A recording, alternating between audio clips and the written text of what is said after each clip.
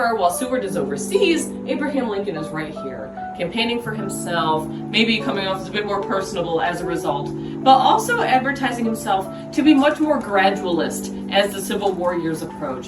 So whereas Seward wanted to take quick, urgent, radical change with this issue, Abraham Lincoln thought, let's take it slower. Let's maybe see how this plays out in a more gradual way. Even people who supported Seward's radical, controversial ideas at the time started to wonder if maybe the change was too much too quickly for the country. They got a little anxious about that. So they felt a little bit more comfortable taking Abraham Lincoln's slower approach instead. So there's a bit of a shift in what people are preferring. Is Seward aware of that? Not quite. He's overseas having a great time, really hyping up his ego. So he travels back here. He throws a huge party in the gardens right behind this house. There's live music and parades through Auburn. Everyone in the area is gathering to await the arrival of the third election ballot, saying that Seward has won the Republican nomination and then would likely be elected president. And this ballot would arrive in the middle of his party, saying that Abraham Lincoln has actually been nominated instead.